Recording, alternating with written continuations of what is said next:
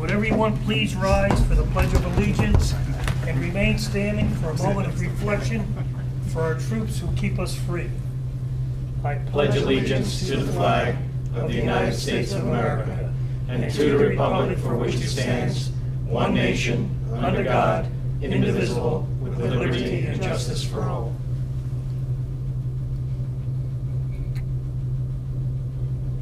Thank you.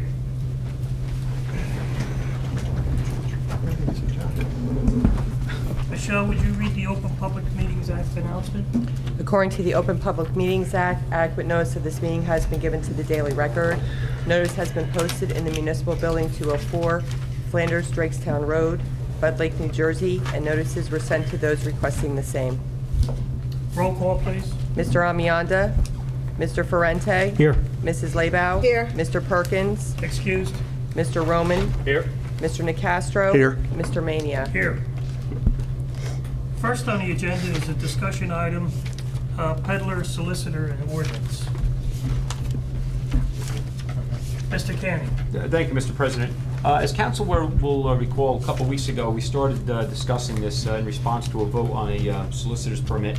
Subsequent to that, council had requested administration and Mr. Semerow's office just do some legal research as to what council's options would be if we were to change anything at all. So yesterday, Michelle, myself, Jeff, and Fred had a lengthy discussion as to the legal options that were out there. I'm going to defer to Jeff in a minute because he can speak more to that. But there were some concerns raised as to the practicality of it.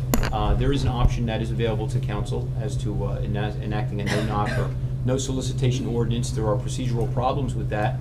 But again, it's council's call in the end. But I will defer to Jeff as to the legal recourse and the other towns. We'd spoken of Hanover. I had my own experience in a prior town.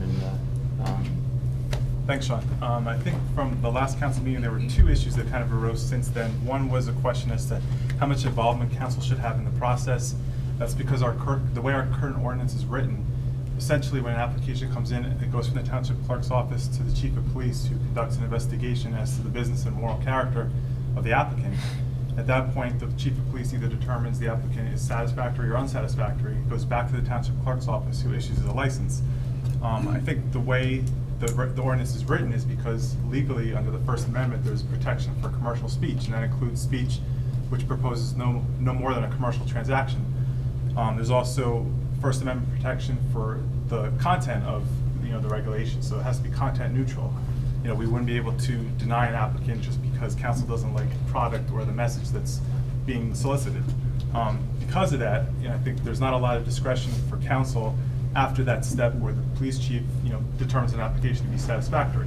That being said, it's our belief that we should keep the process like it is, that we have this last added step where it comes to council, because we think it's important for council to be involved and aware of the applicants that are coming into the township. So it's our recommendation that we make one minor tweak to the ordinance as it's written, just to provide for that one additional step, which we've kind of informally been doing, but it's not really there in our ordinance to have the applications come before council. The second issue that seems to have arisen since the last meeting, what I think was raised by Council President Mania, was what options are there to legislate? The first option would be a complete ban on solicitation. That's not really a legally feasible option because, like I mentioned, there's constitutional protections for commercial speech, so we wouldn't really recommend going that route. The other option, as Sean alluded to, was a no-knock ordinance or a non-solicitation list amendment to the current ordinance. As Sean mentioned, our experience with a couple other towns has been that the rewards, don't really, are not really worth all the extra work that it places on the township clerk's office. After a lengthy conversation between our office and Sean and Michelle yesterday, I think our recommendation is essentially not to go that route and not to adopt such a non-solicitation list. With our recommendation being just to make the minor tweak to have the applications come before council. Well, we certainly don't want to add more work to the clerk's office. My personal feeling is to leave it the way it is. That's the way I feel. Just the one question. The one question I had though was, I'm fine with it, keeping it where it was and all is fine, and getting the application I think is important for council. But the question becomes if we vote like last time and it was voted down. Right. is it necessary to have the vote if it's already, if we can't vote it down, then why are we even voting it? To be aware of it is one thing, I think we should be aware of it, but That I was- don't know. Sure, that was one of the issues we kind of talked about yesterday on the phone, whether it should be kind of like an FYI on the agenda that, this license was approved. Ultimately, we thought it should still come before council with the, albeit that, there's very limited discretion on the part of council to deny an application once the chief of police has approved it. Mrs. Laban? I agree that, like an FYI kind of thing, I don't feel comfortable voting for something and vote in the affirmative just because it went through another process. It sort of like defeats the purpose of voting. And the other thing, maybe we can just put maybe somewhere on our website or whatever, information for people to get no solicitor, little decals to put in their window if they want, and that the applicant understands if there's a no solicitation, they can't knock on the door. I understand people know that those are available, but maybe if we just like make mention of it somewhere and possibly have them on hand if residents want them, or maybe even put it, I don't know, in the bill or whatever, something to that effect. In fairness to council, I want to explore the no-knock option. We discussed actually at great length this yesterday. I had experience in this in Lincoln Park, my prior town. They had that no-knock solicitation ordinance, and I know in Hanover was the other town we had benchmarked on this. The practicality of it is, Michelle had alluded that they get about 6 complaints a year, thereabout. That was the number that they get on the solicitation complaints currently. When you enact the no-knock or the no solicitation, which is certainly an option council can pursue, what happens then is the work on the clerk's office becomes very problematic. They're constantly updating the list. But the stickers, the no solicitation, while I don't disagree with that in theory, what happens is it becomes almost unenforceable. The police department is very reluctant to write summonses on it. And you can go that route, but you may incur, and it's happened in my prior experience, you'll incur complaints from citizens saying, hey, I have a no-knock. How come these people weren't arrested? Or how come they weren't dragged into court? In fairness, most police officers want to roll up and say, hey, don't go back to Sean King's house again. And that's what happens with it. While some people don't get that knock on there are other solicitors who just don't care. And it becomes a very difficult process. So you just got to be prepared for that backlash from residents if it's violated. Mayor? I wasn't privy to the discussion last week because I was away, but to me, this seems like overt legislation. I don't know why it even needs to come to council. Who really cares? As long as it goes to the police department, they check it out, we have a process in place. You don't know these people anyway, generally. You may know 1 or 2 of them. There is no reason to deny them. And I just don't really understand what the benefit is for them to even have to be brought up at a town council meeting. It seems like overkill to me, and to change it, to make it more stringent, is really over legislation here. And it's not really going to be able to be enforced, and it's probably not legal to do, because you can't vote it down anyway. So, Yeah. The whole discussion to me, I sat there and I thought about it after I had heard that it had come up, and I'm like, really, what are we talking about here? It's really a non-issue as far as I'm concerned. Jeff, does the ordinance as it is today, does it state that the council has to vote on that? It does not, no. It does not. Oh, it does. So then that's all. why are we Then why wasn't? why are we voting on it? Then why are we voting? It was our thought that that was the process informally that was occurring, and rather than take it away from council, just to make that slight tweak. But I'm in much agreement with what the mayor said, and that was kind of, Fred and I went back and forth on this, and ultimately we said, maybe make that tweak just to let council have that option of, seeing the applications, the licenses, and, approving them. But as the mayor said, there's really no discretion to turn it down, so it's really an extra step that's unnecessary. I mean, if we have enough faith in our police department that it's going to Should approve be it, enough. then I think that's enough. Yeah. If you Mr. really, Roman? Jeff, what is the minor tweak that you were talking about, making changes? Just to add one, sentence to the ordinance as is written, that after it comes from the chief of police, it would come to council for approval prior to the township clerk's office issuing a license, but. Okay. Mr. Ferrante? Yeah, I would be in favor of leaving it as is and not even adding the tweak. That's what I said at the beginning of the discussion. Mayor? my only suggestion is that if there is a particular person up here who wants to know who's getting the peddlers, to ask the clerk's office to provide them with the list of the people who've been approved by the police department, Yeah. then you'll know who it is. It's the same Yep. thing. It's as You don't simple have as to that. change the ordinance. So we don't have to, No. so we don't have to vote on it, because think it's just a wasted step. Well, that's why I asked. Yeah. Because the ordinance requires us to vote. Yeah, like I said, the research that the police department does is really extensive. I don't understand why we're voting on it anyway, so. All right, I think we beat it to death enough. Yep. That was enough. So we're leaving it as is, and we're not gonna vote on it anymore. Okay, enough said. So, just to make it clear, we're gonna, from next week forward, next meeting forward, we're gonna remove that from the agenda as a motion. Yes? Correct? Yep, That's correct. Next on the agenda, we have a bunch of resolutions. Any discussion?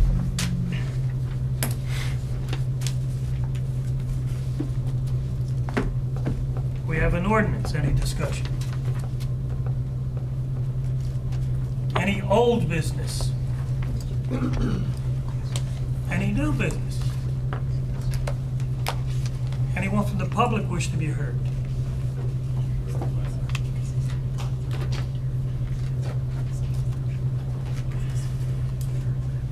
My name is Russ Tepper. I reside at 2 Natures Court. I'm very happy to hear that you're not planning to do anything. I once had a solicitor's permit in town because of a position that I had to apply and go through the police background check. Candidly, I think that that covers everything that's really needed.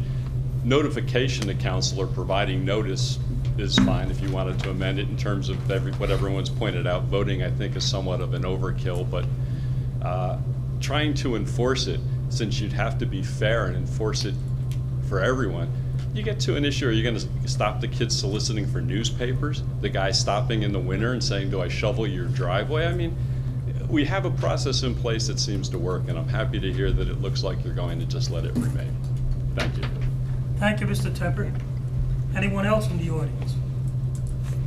If not, I'll close to the public, and a motion to adjourn to the So public. moved. Second. He Who moved made the it. motion, Joe? Yeah. Joe and I seconded You it. seconded? All in favor? Aye. Opposed? Okay. Michelle, would you read the Open Public Meetings Act? According to the Open Public Meetings Act, adequate notice of this meeting has been given to the Daily Record. Notice has been posted in the Municipal Building, 204 Flanders Drakestown Road, Bud Lake, New Jersey, and notices were sent to those requesting the same. Roll call, please. Mr. Amianda, Mr. Ferrante, Here. Mrs. Labow. Here. Mr. Perkins, Excused. Mr. Roman. Here. Mr. Nicastro. Here. Mr. Mania. Here. Okay, first on the agenda is the approval of minutes of previous meetings. Mr. Ferrante, would you do the honor? Sure, I'd like to make a motion to approve the workshop, public meeting, and closed shop minutes of July 8th, 2014. Second. Mr. Roman, second. Any discussion? Roll call. Mr. Ferrante, Yes. Mrs. Labow. Yes. Mr. Roman. Yes. Mr. Nicastro. Yes. Mr. Mania. Yes. Next, we have correspondence. We have 17 pieces of correspondence. Any discussion? Okay.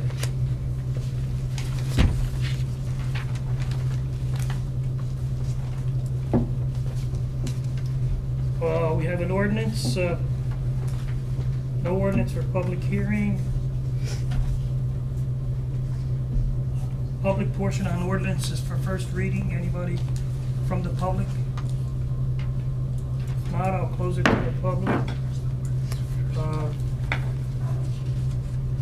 Next item on the agenda for first reading is ordinance number 18-2014. Ordinance appropriating $144,560 from county grants and open space for Part 1 and Part 2 of the stabilization of the Seward House in and by the Township of Mount Olive in the County of Morris County, New Jersey. Mrs. Labow, would you do the honors? Yes, thank you, Mr. President. I move that ordinance number 18-2014 be introduced by title and passed on first reading, and that a meeting be held on August 5th, 2014 at 7 p.m.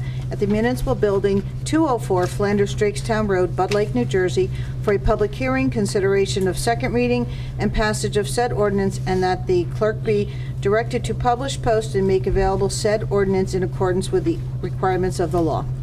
Second? Mr. Roman, second. Any discussion? Roll call, please. Mr. Ferrante? Yes. Mrs. Laybow? Yes. Mr. Roman? Yes. Mr. Nacastro? Yes. Mr. Mania? Yes. Next on the agenda, we have the consent resolutions, 1 through 15. Any discussion? Anyone wishing to place any consent to non-consent? Hearing none, a motion for the consent resolutions. Make a motion that we approve consent resolutions 1 through 15. Second. Any discussion? Roll call. Mr. Ferrante? Yes. Mrs. Laybow? Yes. Mr. Roman? Yes. Mr. Nacastro? Yes. Mr. Mania? Yes. Anyone from the public wish to be heard on the consent resolutions? Hearing none, I'll close it to the public. Any council comments?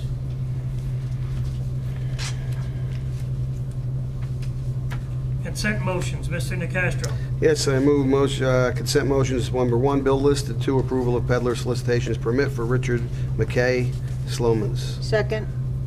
Any discussion? Roll call. Mr. Ferrante? Yes. Mrs. Laybow? Yes. Mr. Roman? Yes on 1, abstain on 2. Mr. Nacastro? Yes. Mr. Mania? Yes. Administrative reports, Mr. Kenny. Yeah, I'll start. First of all, I wasn't here last meeting, and I didn't get to congratulate Colleen on the birth of her grandchild, so congratulations. Thank you. I'm sure you're very, very proud. Very And exciting. I'm sure that you're not getting a lot of sleep, but Oh, I'm getting plenty of sleep. They don't live with us anymore. they all come back at some point. Hey, Okay. hey, bite your tongue.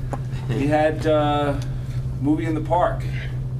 I'm told it was a huge success. Over 500 people attended. Wow. Yeah, pretty good. Exciting. The farmer's market, I want to remind everybody, is still ongoing, and now that we're starting to get into season, I'm sure that there's going to be a lot more produce. It's every Saturday in Town Hall parking lot from 9 to 1. The next big rec event that we are working on is the Tour de Mount Olive, which is Sunday, September the 28th. I had the opportunity to actually get out and ride the road course and preview it. It is extremely challenging, even for an experienced bicyclist like me, but I do suggest that you all start practicing and join me out there for the ride. It took me about 2 hours and 46 minutes to cover the 40-mile course. Wow. And it's uphill both ways. Registration for the Tour de Mount Olive is online. I was told I was number 2, but I'm still getting number 1. The only thing I have is we have a great deal of paving that's coming up. We're going to be using website, Facebook. We're also going to start incorporating the Everbridge system to notify local residents. So there's a minimal inconvenience. A lot of sections in town. Tulip Ave to Woods Edge intersection, Woods Edge from Tulip down to CVS area, milling and paving. It's all going to be starting later this week, weather permitting. Flanders Drakestown Road from the school bus garage to the bridge by River Road.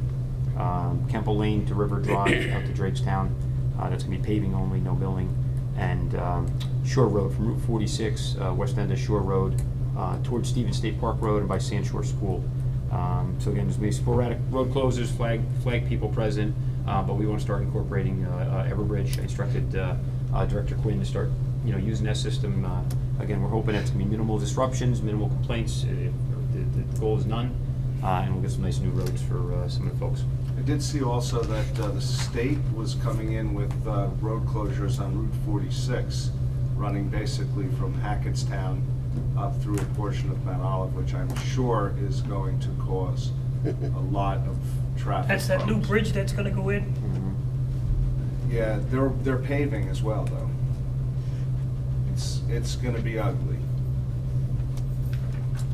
Interesting enough, today I saw a county worker in front of Turkey Brook was measuring the road. Does that mean that they're ready to pave that? I haven't been given a date yet, but I would anticipate it's summer, so it's probably imminent. The most of your paving jobs happen between now and September, so I'm sure that they're really ramping up. So Freeholders Capicchio came through. He always does. We'll see. We'll see. It hasn't come through yet. Mr. Mania? Any further reports, Yeah, Sean? Colleen here. I just have a question for administration. Sure. Sean, what's going on with the bridge down here? They were supposed to do that work this summer. Did that get canceled, postponed? The last correspondence, I believe that was pushed off to 2015. Oh, was it? Okay. I'll confirm that, but I received a letter about a month ago that they received a $1 million grant, which was good news. Yeah. But I don't think the work is anywhere imminent. Yeah, because they were gonna start it already and be done before school opened, and I was just worried if they were gonna start it. Yeah, I'll confirm that. I'll confirm that in email, Council. Okay, good. And the other question I had, I know I brought this up to you before on Necon Road with some of the storm drains collapsing, and there's some that look like they're headed. Do we have any kind of plan in place where we actually, our departments go out and like maybe label which Right. ones that should sort of get shored up a little bit? You know what, we just don't have the personnel to do the entire Right. township, but what I can do is they were out there, they do it on occasion, we're still reactive, just due to Yeah, the it's like- personnel. We can go out and put on proactive to do Netcong Road. So again, if we get feedback that there's a problem, There we'll was be able only to one. respond to it. Yeah, there's only one that is in decent condition. The rest of them are really in. Okay, we'll put it in a bad iWorks. I know state. last time we spoke, and I was the actually one- very happy, they were out, I They think, were same out, day and yeah. fixed the catch basin. So, again, the iWorks system, you know, it's had a It's good good, track yeah. record of success. If we get it in there, they do get to it, so. It's just, yeah, because like the thing is, yeah, they went out and fixed the one, but then you go a little bit further down the road, maybe 50 feet, and there's another one, and if they're there, just do them all and get it done, you know, Yeah, kind of a it's gotta be in deal. the iWorks, you know, I personnel, know. the road It's department hard. has 8 personnel. They just, you know, Yeah. for 34 square miles, and if we're still, for the foreseeable future, we're gonna be reactive. Yeah, it's very unfortunately. difficult, I understand. But we'll completely. get it in the system. Great, thank you.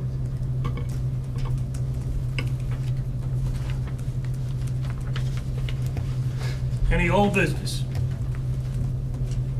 Any new business? Any legal matters, Jeff? Thank you, Council President. Just one update tonight on the cobblestone matter. We just received a report today from Boswell Engineering stating that they're able to drill a second bedrock test well on the property to do so within the originally allocated $75,000 the council approved. We will continue to work with Sean to provide dates for the drilling so that Sean can notify residents. That's it for tonight, Council President. Thank you, Jeff. Jeff, what was the results of the first drilling?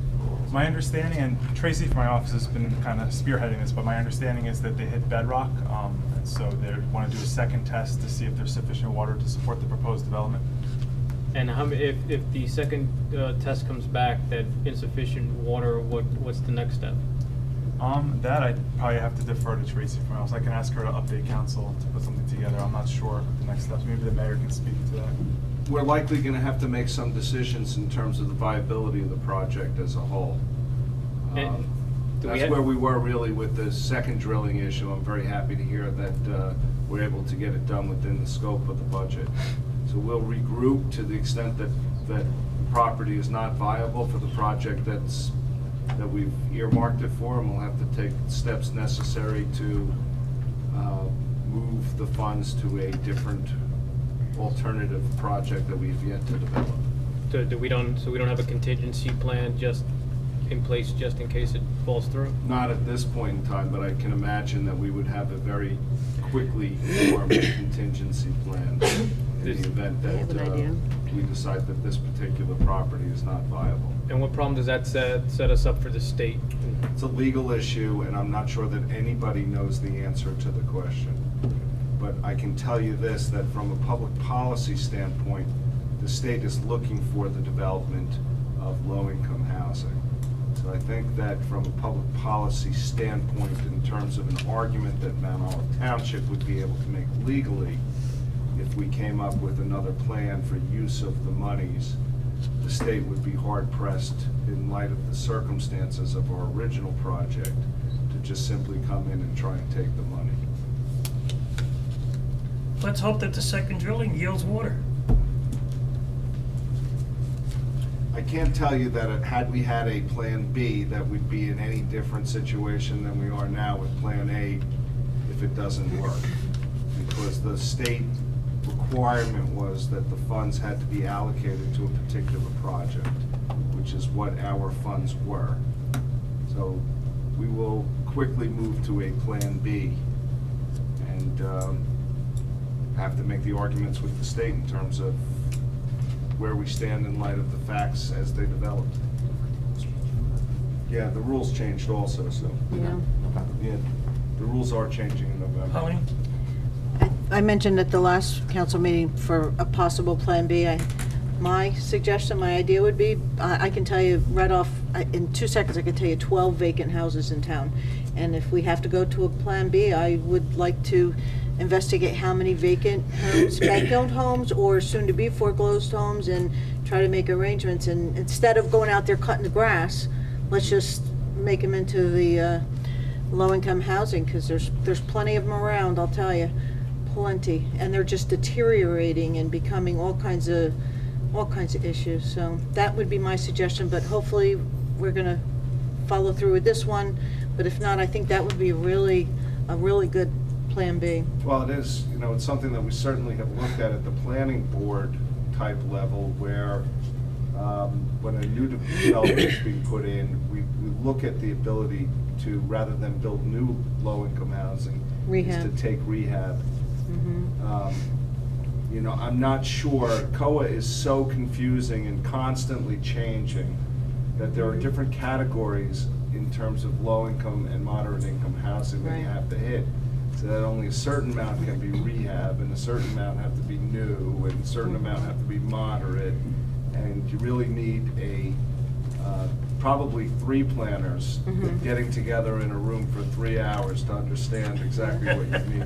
The problem with some of the ones that have been sitting vacant for so long, have such a serious mold problem, they would actually have to be torn down and rebuilt. So that, but the problem with COA, and they might have changed that, if you tear down a structure and you build another one, that becomes a new COA obligation kind of a thing. But sometimes, I know we had that come up before council twice when people were redoing their homes, and we were able to, you know, I guess give a pass on that, so to speak. So you don't want people to pay extra for it, but I don't know, that would be a nice solution to a problem that seems to be creeping all over town. So we'll see how it goes. That's my 2 cents on the matter. Maybe 3 cents. No change, thank you. Seems like a nickel and a half. Council reports, Mr. Ferrante. The only thing I have is we got a report from Princeton Hydro. They were out here on July 9th and gave a pretty favorable report of the lake. It doesn't appear to be, appears that most of the treatment that we're doing is working with algae and weed control. And that's it. Library's next month, and that's it. Mrs. Laybell. I don't have anything to report, except there was a Economic Development Committee meeting that, Joe, did you make it to that this morning? I was there this morning, yes. How did that, if I could divert to Joe for that. It was just, we just discussed the option with the BASF properties up there, went over some things that Jeff brought up, and that was it. Okay, great. Nothing else. Did you guys discuss the urban land report? He briefly discussed it. We got the reports on it, but we didn't discuss it much today. What did you think of the report? Have you seen the report? I saw it, and I saw it last week or so. I saw it, and it was, what I saw, just went and glanced through it. I can't tell you I read the whole thing yet, but I wasn't overly impressed. It wasn't anything. All those little squares, and I wasn't really. Yeah, I read through it. I was just like, okay. The other options seemed much better if possible. Mayor, wasn't there a letter sent to you from the state about any buildings in Mount Olive that are vacant? I believe if what I read was anything over 100,000 square feet. There is a letter. I haven't seen it at this point.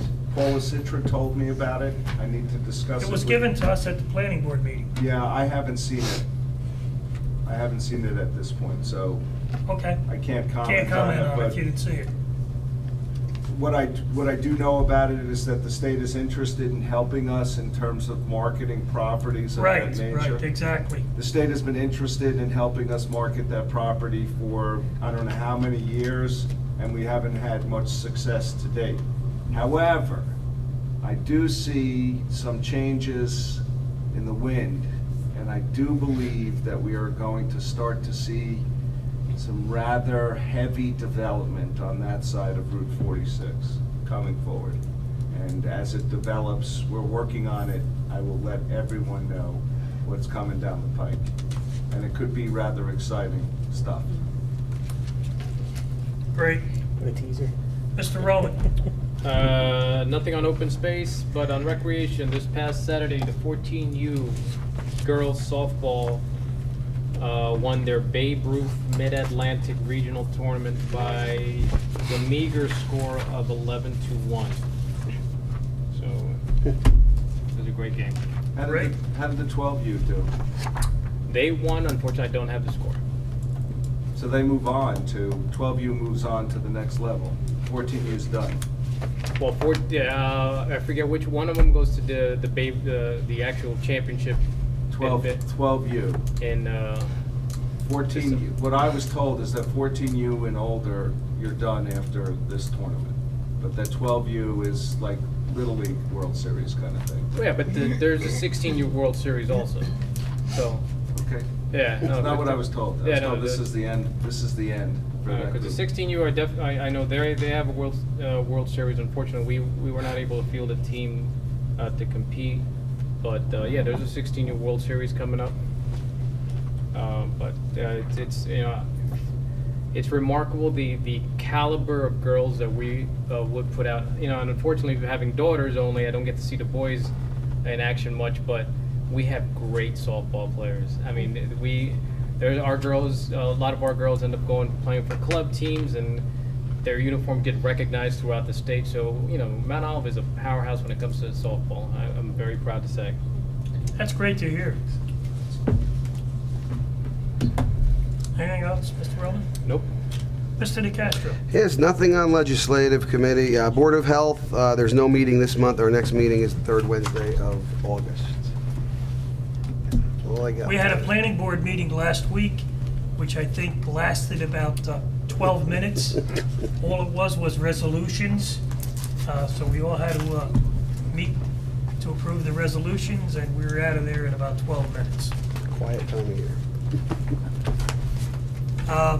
Public portion. Anyone from the public wish to be heard? I see in the audience we have a scout. Do you wish to address the mayor and council? Just sitting here just to You get an to extra hear badge if you do us, that. What's your name? Jimmy. Jimmy what? Crackmore. Sorry. Ms. Goldberg. Welcome. Well, it's a pleasure to have you in the audience. You have no questions of us. So we've done everything right, hopefully.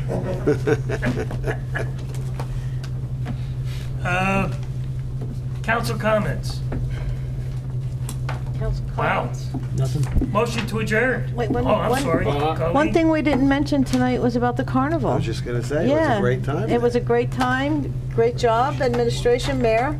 Great job on the carnival. It was very exciting, and fireworks were fantastic. And Oh, they were. They were really nice. It was had a lot of positive, and it was nice because everything was spread out more. There was like more room to really like walk around. So that was excellent. I didn't get to go as often as I usually do since we were due to have the baby. So we had some other things going on, but it was a great time. The time I was able to go. Well, thank you, Colleen. Motion to adjourn. So moved. Second. All in favor? Aye. Opposed?